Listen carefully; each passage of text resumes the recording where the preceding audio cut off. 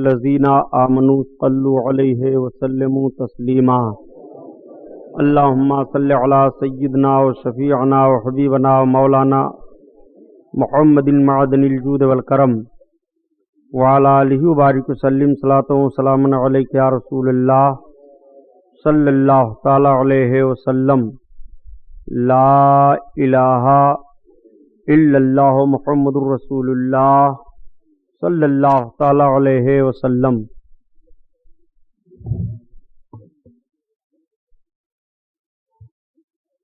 الحمدللہ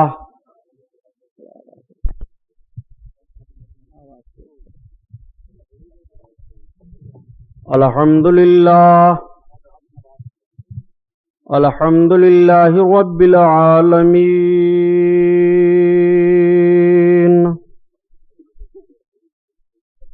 الصلاۃ والسلام علی سید المرسلین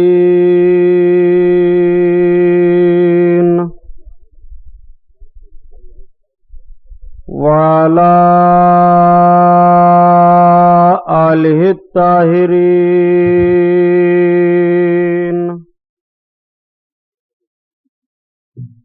واصحابہ المطہرین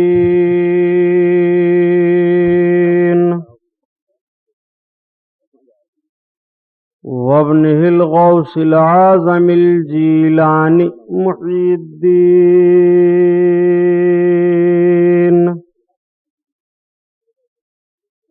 واہل بیتہ اجمعین، اما بعد، اعوذ باللہ من الشیطان الرجیم، بسم اللہ الرحمن الرحیم۔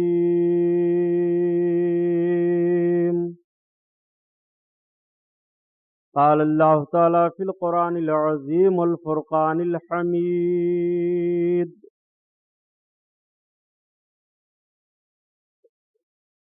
وعلمک ما لم تکن تعلم وکان فضل اللہ علیک عظیما۔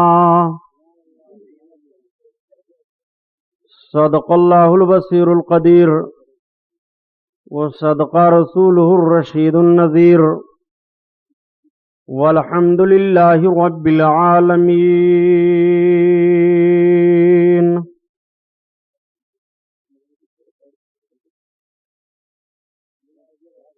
لائق صد احترام علماء اہل سنت، قابل قدر سامعین حضرات، آئیے ہم اور آپ سب سے پہلے اپنے اور ساری کائنات کے مرکز عقیدت حضور رحمت للعالمین شفیع المذنبین رسول گرامی وقار محبوب پروردگار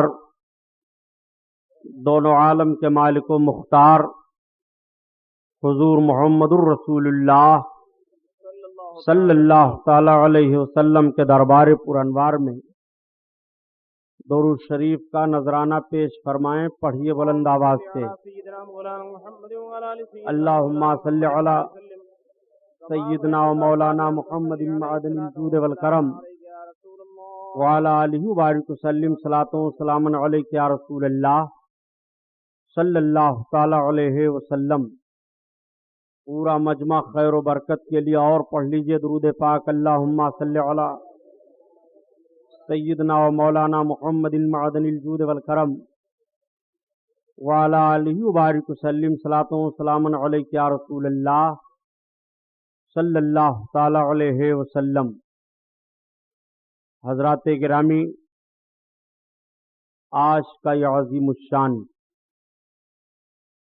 رحمت و نور میں ڈوبا ہوا جشن امام اعظم ابو حنیفہ رضی اللہ تعالی عنہ کا پروگرام،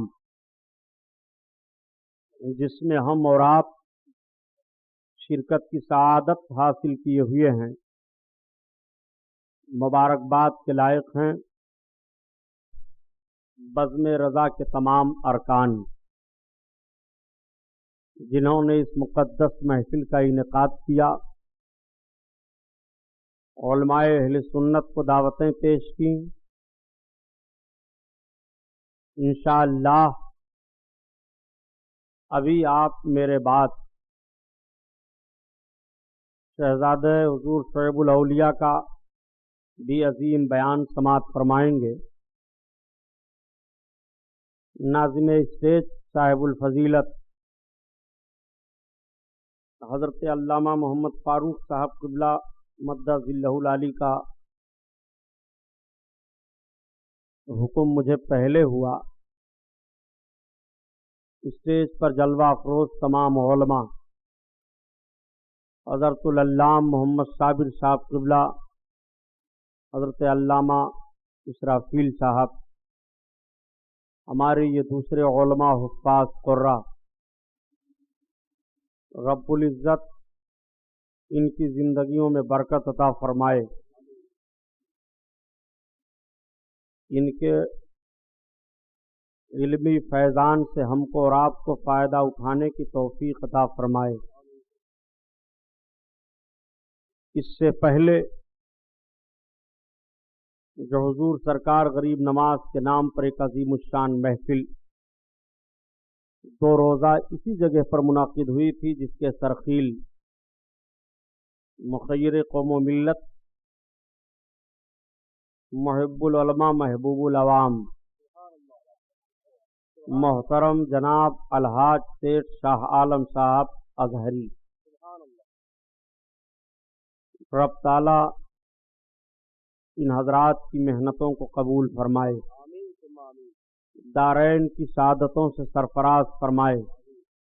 محفل منعقد ہوئی تھی، میں نے بیان کا کچھ حصہ چھوڑا تھا اور وعدہ کیا تھا کہ انشاءاللہ تعالی حاضر ہو کر کے اسی بیان کو مکمل کروں گا،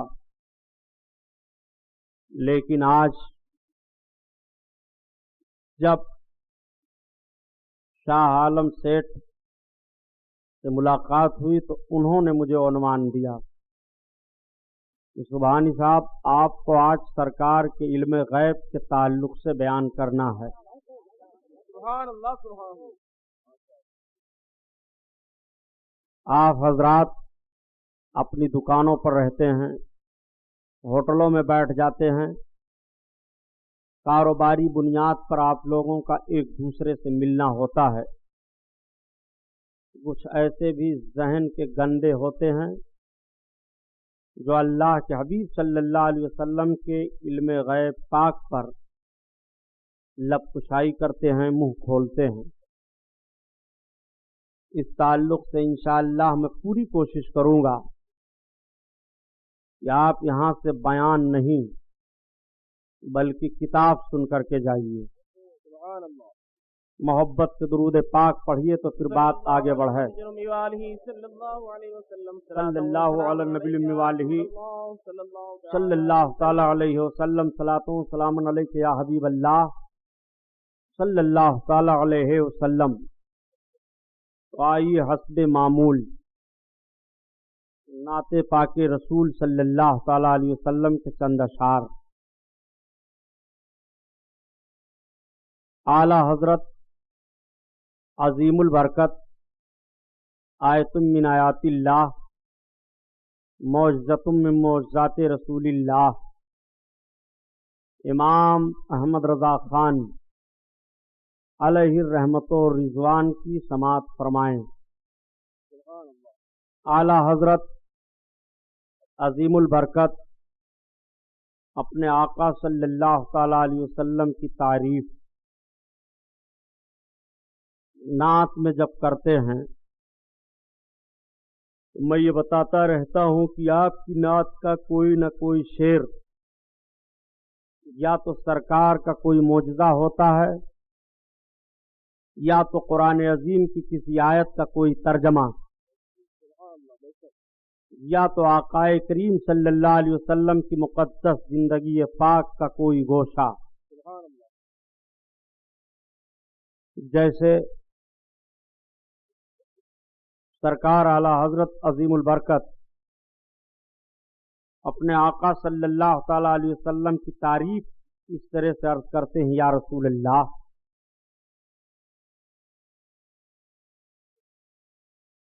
لمیات نظیرو کفی نظر لمیات نظیرو کفی نظر مثل تو نشد پیدا جانا جگراج کو تاج تورے سر سوہے تجھ کو شہ دوسرا جانا البحر علا والموج طغا من بے کس طوفان ہو شربا من بے کس طوفان ہو شربا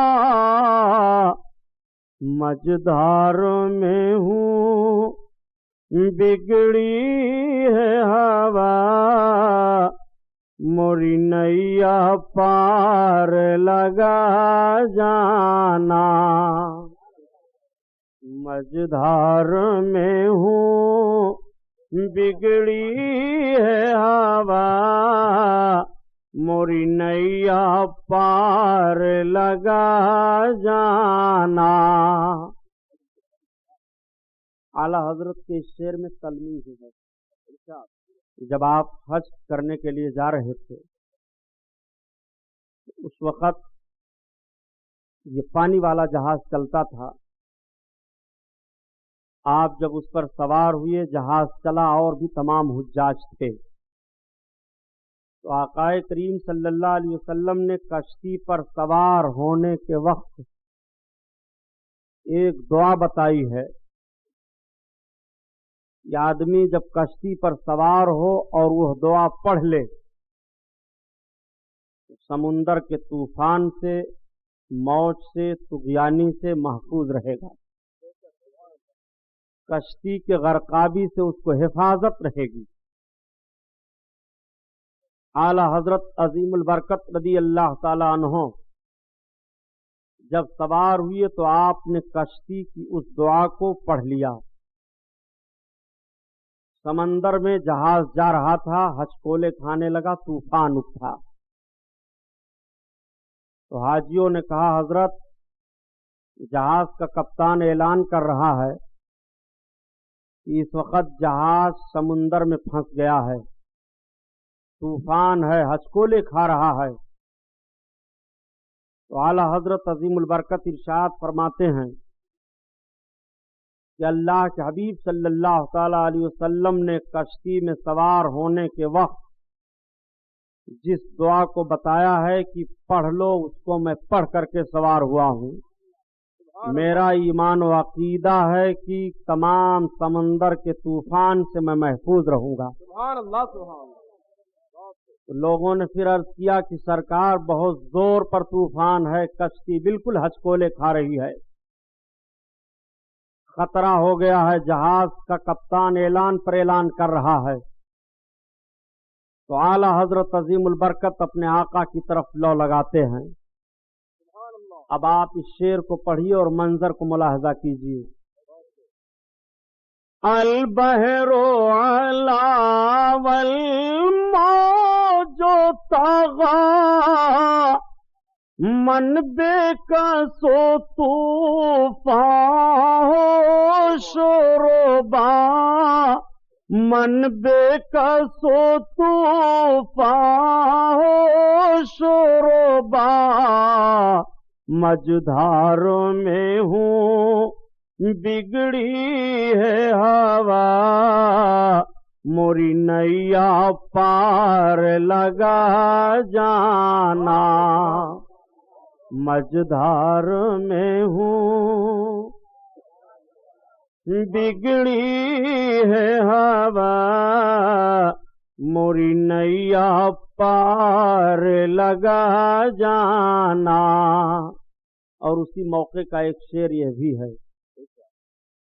آنے دعا ڈوبو دو اب تو تمہاری جانب یا رسول اللہ،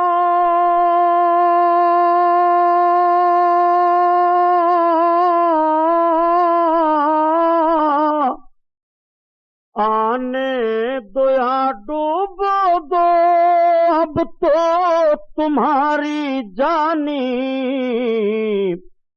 کشتی تمہیں پہ چھوڑی لنگر اٹھا دیے ہیں، کشتی تمہیں پہ چھوڑی لنگر اٹھا دیے ہیں، لنگر اٹھا دیے ہیں، لمیات نذیرو کفی نظر مثل تو نشد پیدا جانا، پیدا جانا، بس خامائے خام نوائے رضا، نہ یہ طرز میری نہ یہ رنگ میرا، نہ یہ طرز میری نہ یہ رنگ میرا، ارشاد احبا ناطق تھا، نہ چار اس راہ پڑا جانا، ارشاد احبا ناطق تھا، نہ چار اس راہ پڑا جانا۔ اعلی حضرت سے لوگوں نے فرمائش کی کہ حضور آپ ایک ایسی نعت کہہ دیں جس میں 4 زبانیں پائی جا رہی ہوں، تو اعلی حضرت نے یہ نعت کہی تھی، اور وہ فرمائش کرنے والے سرکار اعلی حضرت کے احباب میں سے ایک ارشاد صاحب تھے اور ایک ناطق تھے سبحان اللہ، بریلی شریف کے۔ ان دونوں نے فرمائش کی کہ حضور ایک ایسی نعت آپ کہیں، تو سرکار اعلی حضرت نے اپنے دونوں احبابوں کے نام کو کس طرح سے نعت میں جوڑ دیا۔ آپ فرماتے ہیں بس خام خام نوائے رضا، نہ یہ طرز میری نہ یہ رنگ میرا، سبحان اللہ، ارشاد احبا ناطق تھا، نہ چار اس راہ پڑا جانا۔ سبحان اللہ، دوستوں کی بات تھی، اپنے آقا کی نعت کہہ دی۔ تو اعلی حضرت عظیم البرکت رضی اللہ تعالیٰ عنہ کا ایک شعر اور پڑھ لو۔ اور کوئی غیب کیا تم سے نہا ہو بھلا، سبحان اللہ، اور کوئی غیب کیا تم سے نہا ہو بھلا، جب نہ خدا ہی چھپا تم پہ کروڑوں درود، طیبہ کے شمس و ضحیٰ تم پہ کروڑوں درود، طیبہ کے بدر و دجا تم پہ کروڑوں درود۔ اور یہ شعر یاد کر لو، پڑھا کرو، تو انشاءاللہ دشمنوں کے شر سے بچے رہو گے۔ تم ہو حفیظ و مغیث، کیا ہیں سب دشمن خبیث، تم ہو حفیظ، تم ہو حفیظ و مغیث، کیا ہے وہ دشمن خبیث، تم ہو تو پھر خوف کیا تم پہ کروڑوں درود، تم ہو تو پھر خوف کیا تم پہ کروڑوں درود۔ اعلی حضرت کا شعر بطور وظیفہ یاد کرو، پیارے عاشق رسول کا شعر ہے یہ۔ سبحان اللہ، اور اعلی حضرت اپنے آقا کی بارگاہ میں عرض کرتے ہیں یا رسول اللہ، بزرگوں نے فرمایا کہ غریب ہو تو اس شعر کو بطور وظیفہ پڑھا کرو، امیر بن جاؤ گے۔ سبحان اللہ سبحان اللہ۔ خلق کے حاکم ہو تم، رزق کے قاسم ہو تم، خلق کے حاکم ہو تم، رزق کے قاسم ہو تم، جو ملا تم سے ملا تم پہ کروڑوں درود۔ نعرہ رسالہ، خطیب لاسانی، امام اعظم کانفرنس، سبحان اللہ جو ملا تم سے ملا تم پہ کروڑوں درود۔ اعلیٰ حضرت نے یہ شعر کب کہا تھا جانتے ہو؟ جب کچھ لوگوں نے اعلیٰ حضرت پر مقدمہ قائم کر دیا تھا اور پیشی آئی تاریخ پر جانے کی بات، تو پورے ایڑی چوٹی کا زور لگا دیا تھا کہ اعلیٰ حضرت کو کورٹ میں ہم لوگ کھڑا کر دیں گے۔ جب سرکار اعلیٰ حضرت سے آپ کے لوگوں نے عرض کیا تو آپ نے فرمایا میں ہندوستان کی کورٹ کچہری میں نہیں جاؤں گا۔ لوگوں نے عرض کیا سرکار بہت سخت مقدمہ قائم کیا گیا ہے، آپ کو کورٹ میں جانا پڑے گا، تو آپ نے فرمایا میں نہیں جاؤں گا۔ بس سرکار اعلیٰ حضرت نے قلم اٹھایا اور یہی شعر آقا کی بارگاہ میں لکھنا شروع کیا۔ باعزت آپ کا وہ پروانہ واپس کر دیا گیا، آپ کو کورٹ میں کچہری میں جانے کی ضرورت نہیں پڑی۔ اعلیٰ حضرت عظیم البرکت کا شعر ملاحظہ فرمائیے، بیمار اس شعر کو پڑھا کرے، شافی و وافی ہو تم، کافی و نافی ہو تم،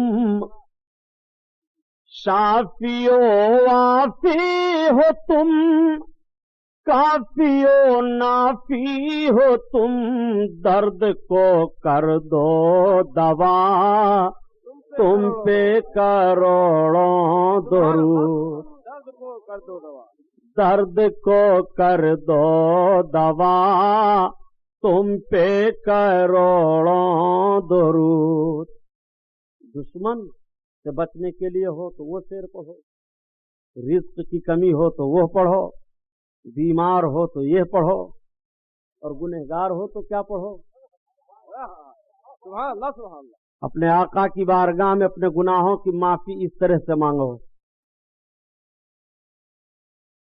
گرچہ ہیں بے حد قصور سبحان اللہ تم ہو عفو غفور، گرچہ ہیں بے حد قصور تم ہو عفو غفور، یا حبیب اللہ،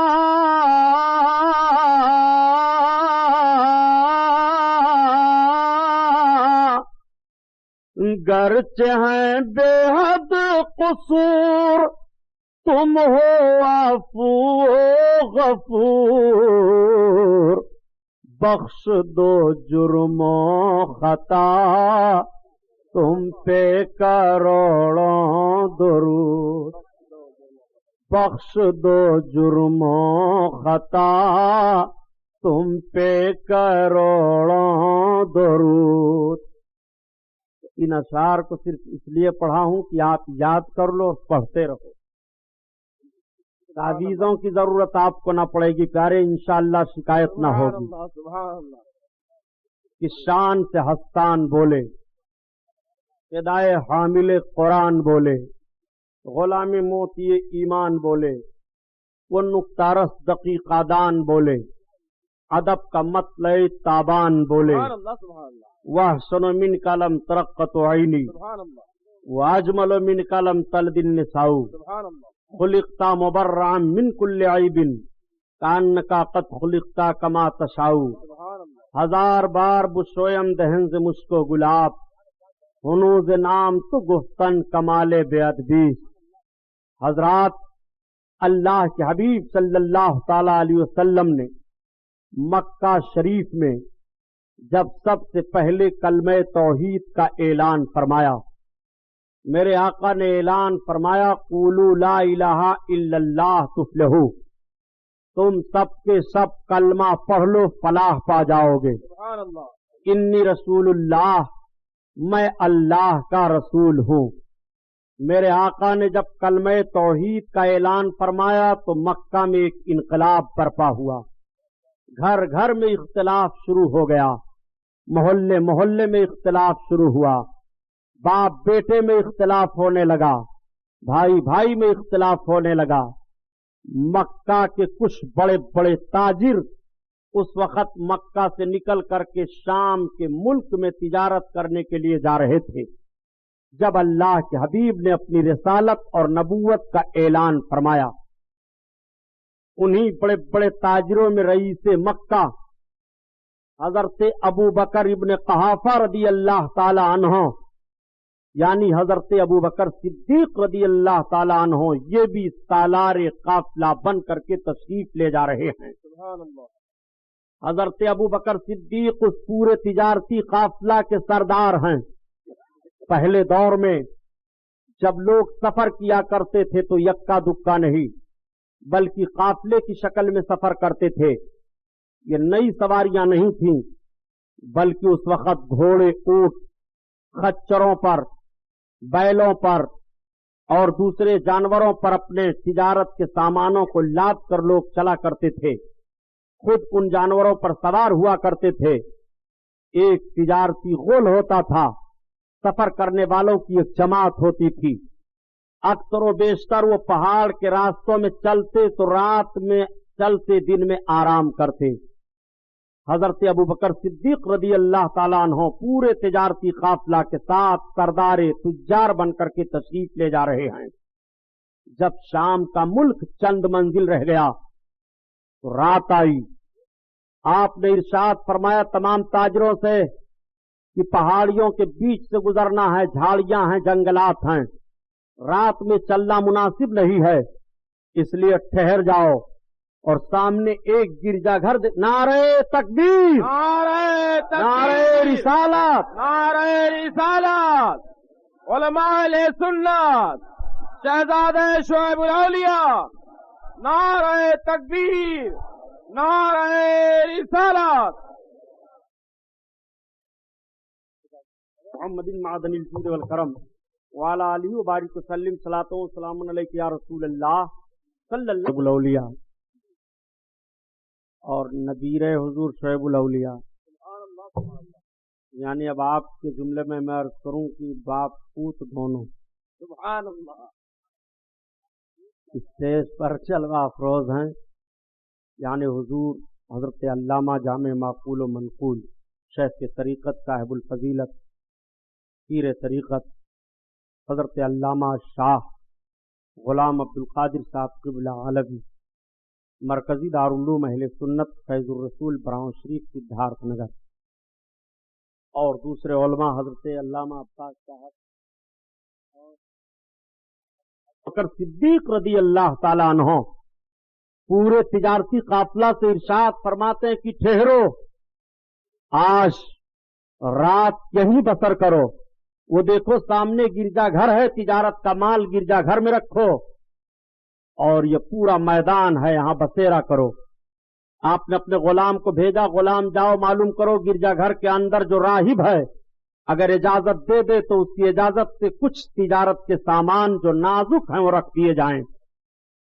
آپ کا غلام گیا، راہب کا غلام دروازہ پر بیٹھا ہوا تھا. حضرت ابوبکر کے غلام نے کہا میں مکہ کے سردار رئیس مکہ ابو بکر ابن قحافہ کا غلام ہوں جو پورے تجارتی قافلہ کے سردار ہیں. تم کون ہو؟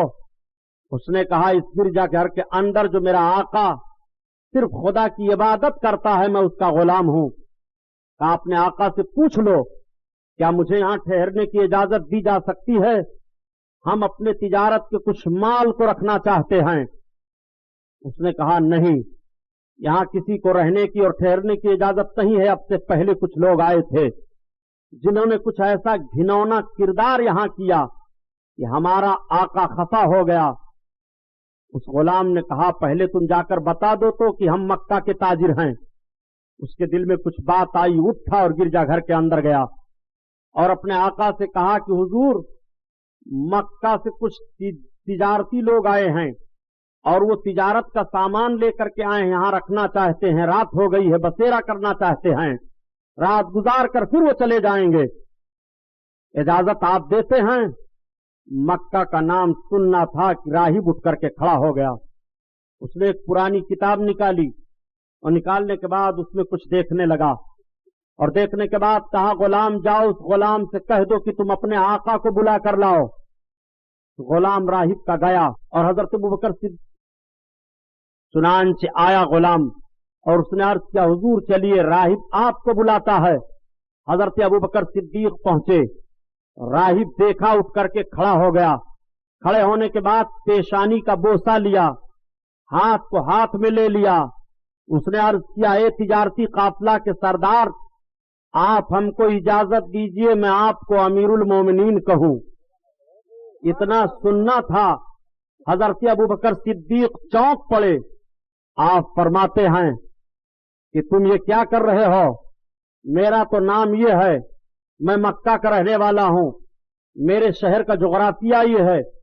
اس نے کہا آپ خفا نہ ہو، آپ کا نام ابوبکر ابن قحافہ ہے، آپ صدیق کے نام سے پکارے جائیں گے، آپ کو امیر المومنین کہا جائے گا۔ حضرت ابوبکر فرماتے ہیں آخر وجہ کیا ہے، یہ کیا بتا رہے ہو؟ اس نے کہا اے تجار سردار آپ کو معلوم نہیں ہے، آپ کو یہ پتا نہیں ہے کہ سب سے پہلے نبی آخر الزماں کا کلمہ آپ پڑھو گے، سب سے پہلے امیر المومنین آپ کو کہا جائے گا اور آپ کو نبی آخر الزماں صدیق کا خطاب عطا فرمائیں گے۔ اور مکہ کی سرزمین پر وہ نبی آخر الزماں مبعوث ہو چکے ہیں، رسالت و نبوت کا ان کے اعلان ہو چکا ہے۔ حضرت ابوبکر صدیق تڑپ گئے۔ آپ کسی طرح سے رات گزارتے ہیں، جب رات ختم ہو گئی تو وہیں اونے پونے کر کے اپنے مال کو بیچا اور تاجروں سے کہا تم ملک شام جاؤ، میں مکہ واپس جا رہا ہوں۔ حضرت ابوبکر صدیق جب مکہ واپس آئے بہت غور سے سنو، اور اگر حوالہ غلط ہو تو جو چور کی سزا وہ غلام محی الدین سبحانی کی۔ دیکھو اپنے آقا کی شان نبوت۔ حضرت ابوبکر صدیق جب مکہ میں داخل ہوئے تو ایک انقلاب برپا تھا، مکہ میں ہر طرف یہ بات گونج رہی تھی کہ محمد نے پیغمبری کا اعلان کیا ہے، اپنے رسول ہونے کا اعلان کیا ہوا، اعلان فرماتے ہیں کہ میرا کلمہ پڑھو فلاح پا جاؤ گے، میں اللہ کا حبیب ہوں، میں اللہ کا رسول ہوں۔ یہ اعلان مکہ کی گلیوں میں گھر گھر گونج رہا تھا، گلی گلی سے آواز آ رہی تھی۔ حضرت ابوبکر صدیق جب اپنے گھر پہنچے، تجارت کے مال کو رکھا، گھر والوں سے پوچھا یہ بتاؤ کہ تمہیں پتہ ہے محمد کہاں ملیں گے؟ گھر والوں نے کہا آپ پہلے کپڑے اتاریں، کھانا پانی کھا پی لیں، سفر کے تکان سے آپ اطمینان ہو لیں۔ ان کے بارے میں یہ مشہور ہو گیا ہے کہ وہ نبوت و رسالت کا دعویٰ کر رہے ہیں۔ آپ نے فرمایا میں پہلے ان سے ملوں گا۔ گھر والوں نے کہا وہ کبھی ادھر چلے جاتے ہیں، کبھی ادھر جاتے ہیں، کبھی مکہ کے لوگوں سے مل کر کے اپنے کلمہ کو پیش کرتے ہیں۔ اللہ کے حبیب کی تلاش میں حضرت ابوبکر صدیق نکل پڑے تو خوشبو آ رہی تھی، اسی خوشبو کو آپ سونگھتے ہوئے چلے جا رہے ہیں۔ اب اعلی حضرت کا شعر پڑھ لو تو ایمان تازہ ہو جائے۔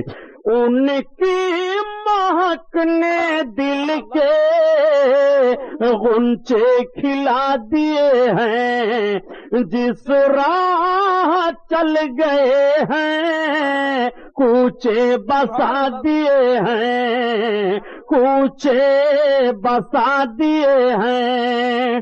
حضرت ابوبکر صدیق لوگوں سے پتہ پوچھتے ہوئے چلے جا رہے ہیں۔ لوگ کہہ رہے ہیں اے ابوبکر ابن قحافہ آپ ان کا پتہ پوچھ رہے ہو جو ہمارے معبودوں کو برا کہہ رہے ہیں، جو اندیکھے خدا کی عبادت کا حکم دے رہے ہیں۔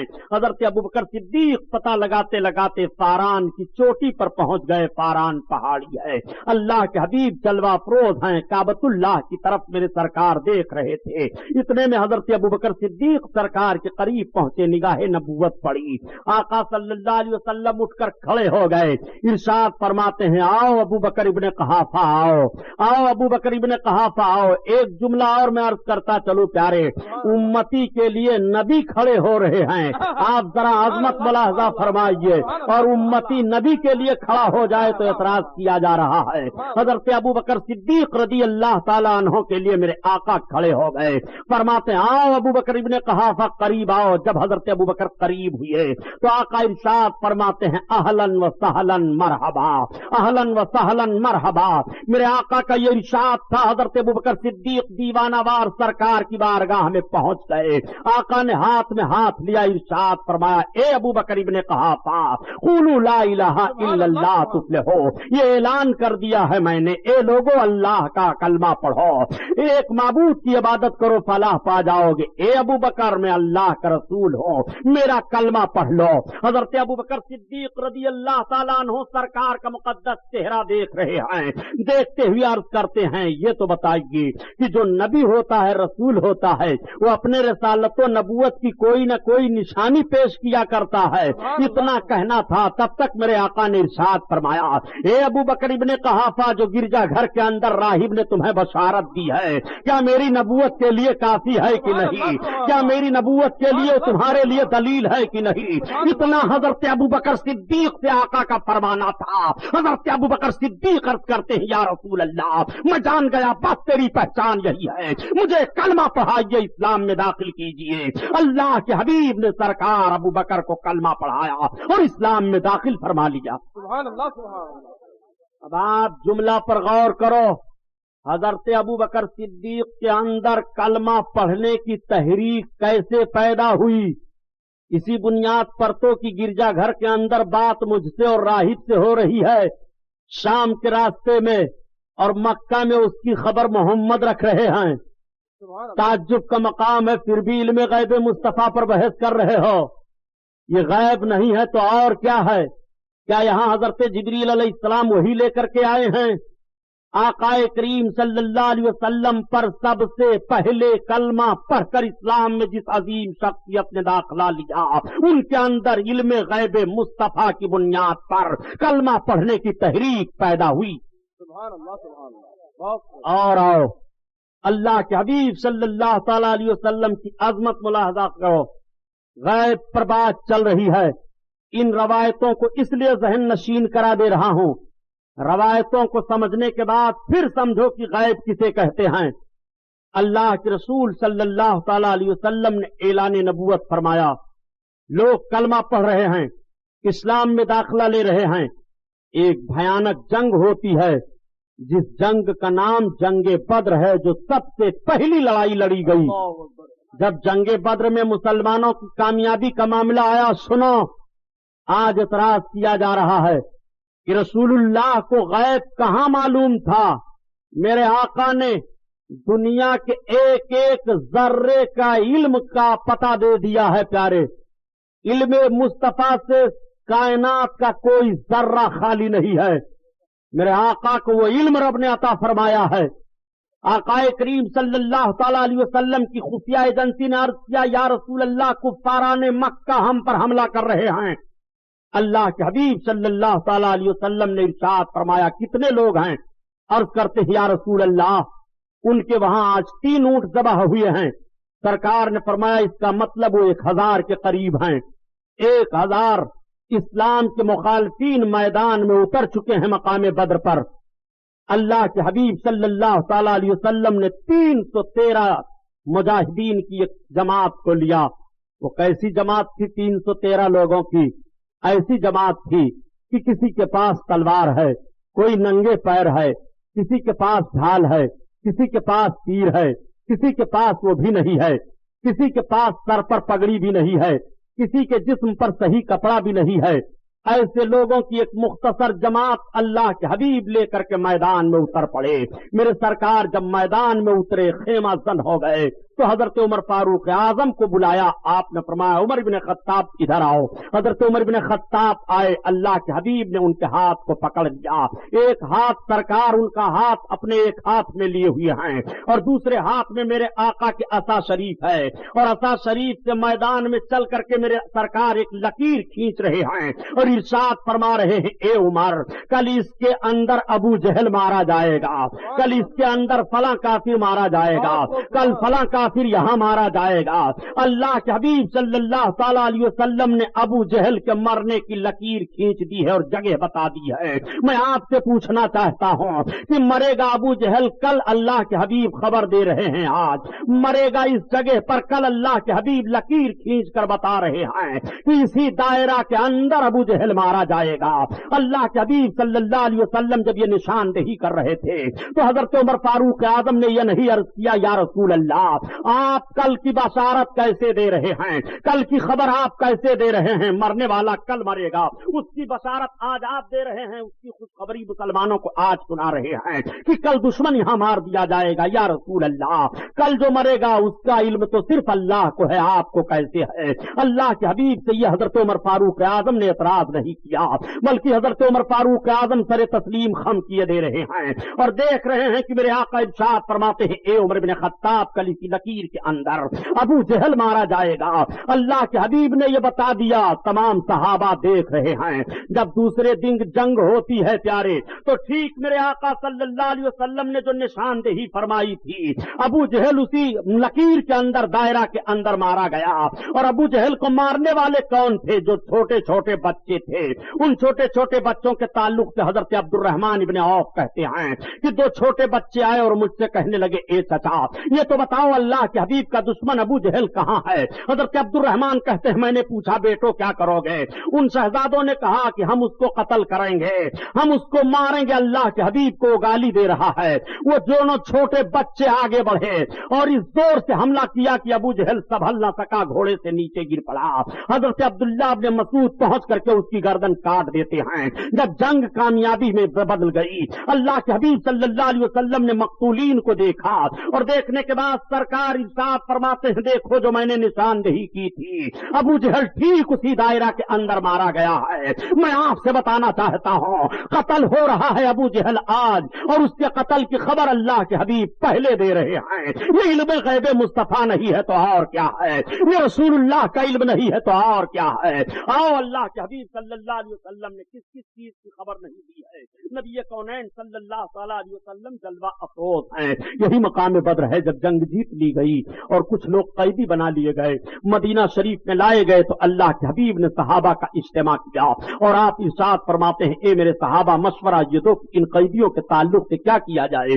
جو مدینہ طیبہ میں گرفتار ہو کر کے کفار آئے ہیں 70 لوگ تھے جو گرفتار کیے گئے تھے. ان 70 لوگوں میں اللہ کے حبیب کے چچا حضرت عباس بھی ہیں, ان 70 لوگوں میں حضرت عمرو بن عاص بھی ہیں. ایسے لوگ گرفتار کر لیے گئے ہیں. اللہ کے حبیب صلی اللہ تعالی علیہ وسلم نے مشورہ لیا, صحابہ نے مختلف مشورہ پیش کیا, لیکن جس بات پر عمل ہوا وہ یہ ہے کہ جتنے قیدی ہیں یہ فدیہ دے دے کر کے چھٹکارا حاصل کر سکتے ہیں.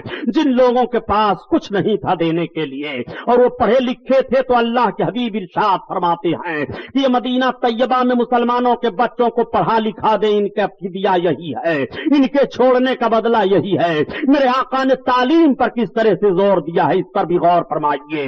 اللہ کے حبیب صلی اللہ تعالی علیہ وسلم کے سامنے حضرت عباس آپ کے چچا لائے جاتے ہیں. آپ نے فرمایا چچا جان آپ فدیہ دینا چاہتے ہو کہ آپ کے تعلق سے کچھ اور فیصلہ کیا جائے؟ تو حضرت عباس عرض کرتے ہیں کہ میرے پاس کچھ نہیں ہے. اللہ کے حبیب ارشاد فرماتے ہیں آپ کے پاس کچھ نہیں ہے, بتاؤں آپ کے پاس کیا ہے؟ تو اللہ کے حبیب نے ارشاد فرمایا سنو جو آپ کے پاس ہے. اے چچا جب آپ اپنے گھر سے چلنے لگے تھے ہم سے لڑنے کے لیے تو آپ نے چچی کو بلا کر کے اتنے 1000 درہم دیا تھا اور آپ نے کہا تھا کہ یہ تم اپنے پاس رکھو, اگر میں مارا گیا تو تمہارے لیے خرچہ ہے اور میں لوٹ کر کے آیا تو یہ تمہارے لیے ہے. آپ نے دیا تھا کہ نہیں دیا تھا؟ حضرت عباس کہتے ہیں خدا کی قسم میرے اور میرے بیوی کے علاوہ کوئی اس رقم کو نہیں جانتا ہے. جب محمد نے بتا دیا تو میں نے جان لیا یہ شان نبی ہی کی ہو سکتی ہے. یہ تکبیر नारा रिसालत, उलमा अहले सुन्नत, शहजादा शुएबुल औलिया, इमाम आजम कॉन्फ्रेंस, नारा तकबीर, नारा रिसालत। सुभान अल्लाह। अल्लाह के हबीब सल्लल्लाहु ताला अलैहि वसल्लम ने अपने चचा के छुपे हुए खजाने को बताया, ये इल्म गैब नहीं है तो और क्या है। मैं आपसे पूछना चाहता हूँ, कितनी चीजों की खबर आप लोगे। अल्लाह के रसूल सल्लल्लाहु ताला अलैहि वसल्लम की बारगाह में एक मर्तबा हजरत अनस रदी अल्लाह ताला अन्हो एक सहाबी हैं जो 10 बरस तक सरकार की खिदमत करते रहे बचपन से लेकर के। वो कहते हैं कि एक मर्तबा मेरे दिल में एक बात पैदा हुई कि मैं अल्लाह के हबीब से पूछ लूं, या रसूल अल्लाह आप हमें जन्नत दिलाएंगे कि नहीं। लेकिन मेरी हिम्मत नहीं हो रही थी पूछने की। अदब की बुनियाद पर हजरत अनस बिन मालिक फरमाते हैं कि एक रोज देहात से एक सहाबी आए और आने के बाद सरकार के पीछे नमाज अदा करते हैं और नमाज अदा करने के बाद आका की बारगाह में बैठ गए और अर्ज करते हैं, या रसूल अल्लाह सल्लल्लाहु ताला अलैहि वसल्लम मैं आपसे कुछ पूछना चाहता हूं या रसूल अल्लाह। तो मेरे आका ने इरशाद फरमाया, बताओ क्या पूछना चाहते हो। वो अर्ज करते हैं, या रसूल अल्लाह ये पूछना चाहता हूं कि सरकार कयामत कब आएगी। अब आप जरा गौर फरमाइए, आज एक जुमला ये भी कहा जाता है कि अगर नबी सल्लल्लाहु ताला अलैहि वसल्लम को गैब का इल्म होता तो ये क्यों न बता देते कि कयामत कब आएगी। नादान नबी ने बताया तो है कि कयामत जुमा के दिन आएगी, कयामत मुहर्रम के महीना में आएगी, कयामत जब आएगी तो औरतों की कसरत होगी, कयामत जब करीब होगी तो शराब आम तौर से लोग पिएंगे, कयामत जब करीब होगी तो ज़िना आम तौर से करेंगे, कयामत जब करीब होगी तो फुस्ताको फुज्जार की हुकूमत हो जाएगी, कयामत जब करीब होगी तो मस्जिदों में जोर जोर से चिल्लाएंगे, कयामत जब करीब होगी तो शरीफों को रजील समझा जाएगा, कयामत जब करीब होगी तो दौलत की कसरत हो जाएगी, कयामत जब करीब होगी तो बाजारों की कसरत हो जाएगी, कयामत जब करीब होगी तो दोस्तों की कदर करेंगे, माँ बाप की नाफरमानी करेंगे, कयामत जब करीब होगी तो औरतें हुकूमत करेंगी, कयामत जब करीब होगी तो नंगे पैर नंगे बदन वाले महलों में फख्र करेंगे, चरवाहे हुकूमत करेंगे। अल्लाह के हबीब ने सारी बातें बता दी हैं। आका फरमाते हैं, कयामत जब करीब आएगी तो जमीन अपने खजाने को उगल देगी, कयामत जब करीब आएगी तो दाब्बतुल अर्द निकलेगा, कयामत करीब आएगी तो हजरत ईसा अलैहिस्सलाम नुज़ूल फरमाएंगे, कयामत आएगी उससे पहले हजरत मेहदी अलैहिस्सलाम का ज़हूर होगा, कयामत का मामला होगा तो हजरत मेहदी रज़ी अल्लाह ताला अन्हो का ज़हूर होगा, उनका खुतबा पढ़ा जाएगा। कयामत जब करीब आएगी तो इस तरह की निशानियां जाहिर होंगी, इल्म उठ जाएगा। कयामत करीब आएगी, कयामत की बड़ी बड़ी निशानियों को अल्लाह के हबीब सल्लल्लाहु अलैहि वसल्लम ने बता दिया। मेरे आका इरशाद फरमाते हैं, कयामत जब करीब आएगी तो औरतें लिबास पहने हुए भी नंगी दिखाई देंगी, लिबासातुन उरियानातुन, औरतें लिबास पहने हुए भी नंगी दिखाई देंगी। अल्लाह के हबीब इरशाद फरमाते हैं कि कयामत जब करीब आएगी तो औरतें मर्दों का शक्ल इख्तियार करेंगी और मर्द औरतों की शक्ल इख्तियार करेंगे। बताओ माहौल है कि नहीं। अल्लाह के हबीब सल्लल्लाहु अलैहि वसल्लम ने एक एक निशानदेही कर दी है। मेरे सरकार ने सन का ताज्जुन नहीं फरमाया। आका तारीख तो बता रहे हैं कि जुमा के दिन आएगी मुहर्रम के महीना में, 10 मुहर्रम को कयामत आएगी, मगर मेरे सरकार ने सन का ताज्जुन नहीं फरमाया। उसकी वजह यह है प्यारे कि अगर सन का ताज्जुन कर देते मेरे सरकार तो निजामे कायनात दरहम बरहम हो जाता। अगर ये बता दिया जाता फला सन में कयामत आएगी तो फिर न कोई मुल्क तामीर हो सकता था, न कोई आदमी मकान बनाता, न कोई शादी ब्याह करता कि फला सन में कयामत आने वाली है, जरूरत ही है क्या सब करने धरने की। देखो मरना हक है, सब जानते हैं कि मरना है, लेकिन अगर कोई ये जान जाए कि मैं फला दिन मर जाऊंगा तो इल्ला माशाअल्लाह अगर अक्सरियती तबका ये जान ले मैं फला दिन मर जाऊंगा तो ना तो वो शादी करेगा, ना तो अपने बच्चों का इंतजाम करेगा, ना तो मकान बनाएगा, ना तो तिजारत करेगा। उसे ये मालूम है कि हाँ मरना है, मगर वो तारीख नहीं जान रहा है कब मुझे मरना है।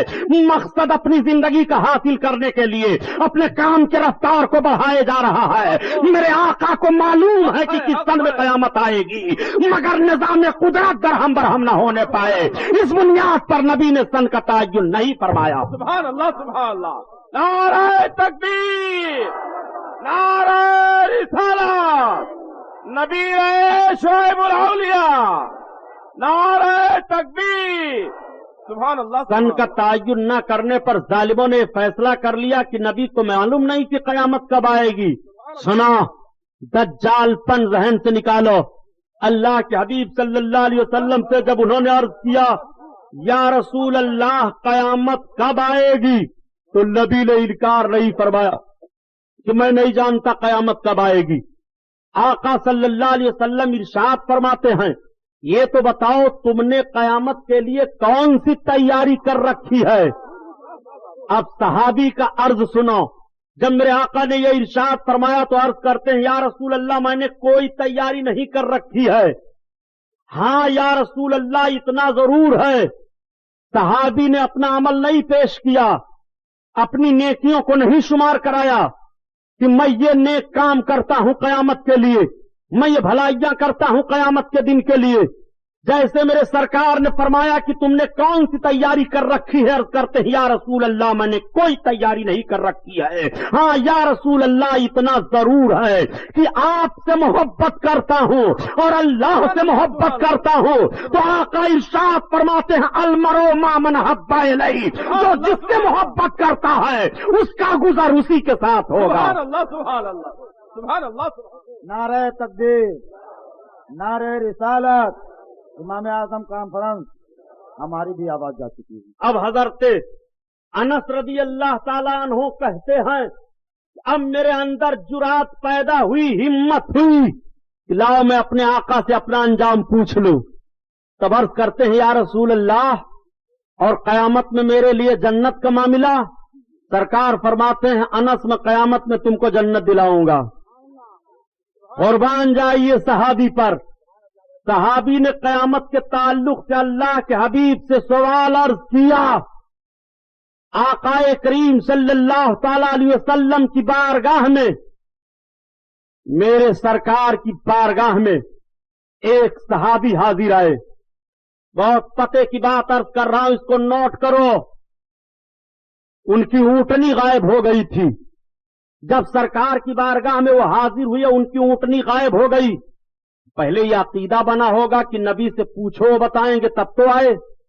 پہلے صحابی کے ذہن و فکر میں بات آئی ہوگی تب تو وہ سرکار کی بارگاہ میں آ رہے ہیں.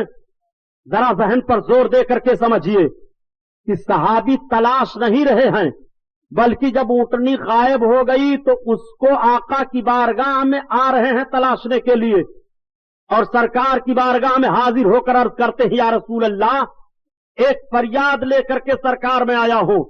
آقا فرماتے فریاد؟ ہاں یا رسول اللہ کون سی بات ہے؟ عرض کرتے ہیں یا رسول اللہ میری اونٹنی غائب ہو گئی ہے. سبحان اللہ. آپ واقعہ سنانا مقصد نہیں ہے، جو بات ذہن و فکر میں اتارنا چاہتا ہوں اس کو ذہن میں بٹھاؤ. واہ واہ واہ. علم غیب کے تعلق سے آج تمہارے اعتراض کا جنازہ نکال دوں گا. انشاءاللہ. صحابی رسول سرکار کی بارگاہ میں حاضر ہو کر پوچھ رہے ہیں یا رسول اللہ میری اونٹنی غائب ہو گئی ہے. پتا چلا کہ صحابی کے ذہن و فکر میں پہلے یہ بات بس گئی ہے کہ نبی سے چل کر کے پوچھو نبی بتائیں گے. اگر یہ بات ہوتی کہ نبی نہیں جانتے ہیں چھپی ہوئی چیزوں کو اور پوشیدہ چیزیں نبی کے علم میں نہیں ہیں تو صحابی نبی کی بارگاہ میں نہیں آتے. نبی کی بارگاہ میں اس لیے آ رہے ہیں کہ پہلے ان کا عقیدہ ہو چکا ہے کہ نبی چھپی ہوئی چیز کو بتا دیں گے. سبحان اللہ سبحان اللہ.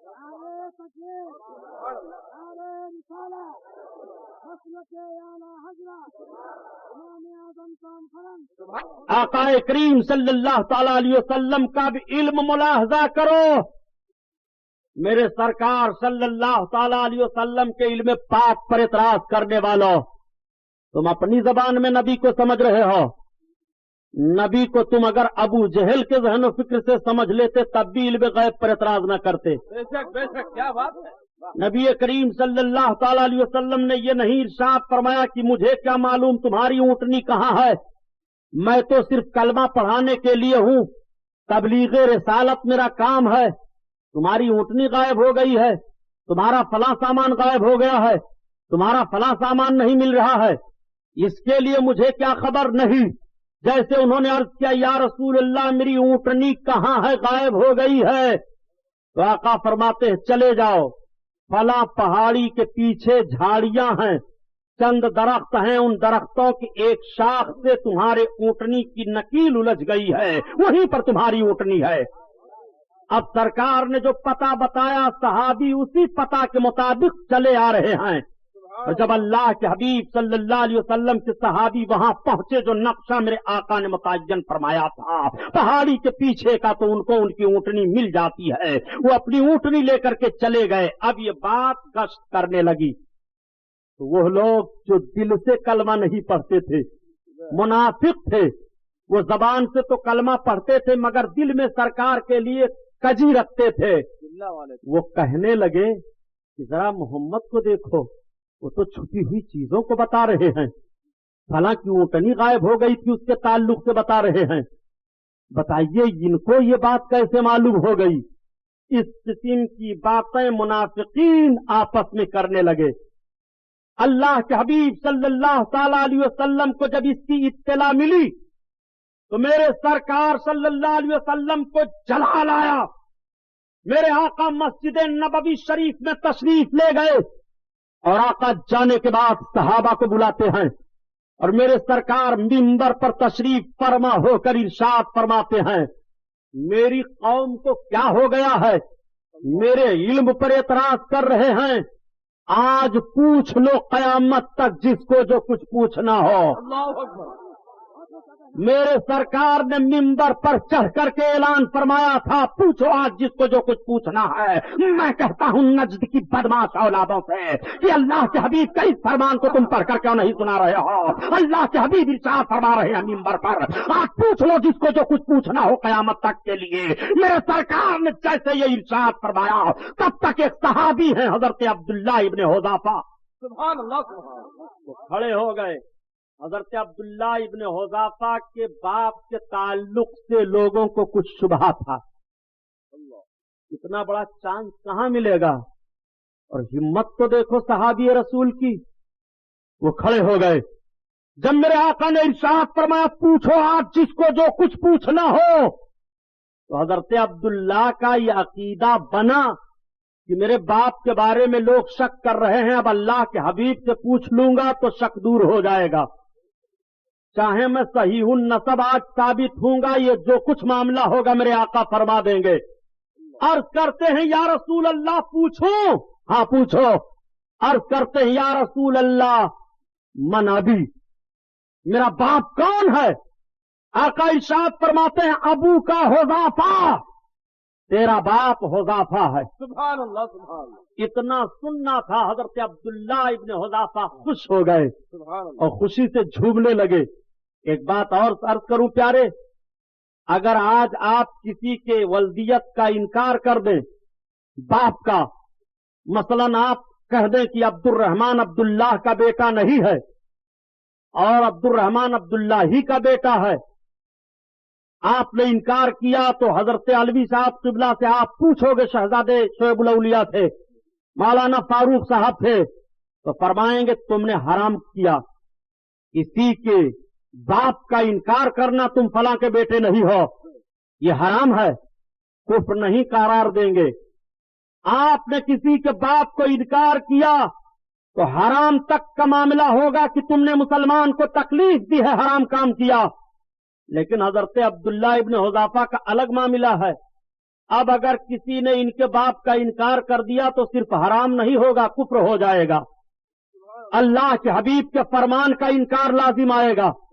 اللہ کے حبیب نے ارشاد فرمایا عبداللہ تمہارا باپ حذافہ ہے۔ حضرت عبداللہ کی ماں نے جب سنا تو کہا بیٹا تم کو اللہ کے حبیب سے اس طرح کا سوال نہیں کرنا چاہیے، بیٹا تم نے عجیب سوال کر دیا، یہ تو خیریت مناؤ کہ اللہ تعالیٰ نے تمہاری ماں پر کرم کیا کہ اس کا قدم سلامت رہا، اگر ایسی بات نہ ہوئی ہوتی تو بیٹا تم نے کیا پوچھ لیا تھا، ایسی بات تمہیں اللہ کے حبیب سے نہیں پوچھنی چاہیے۔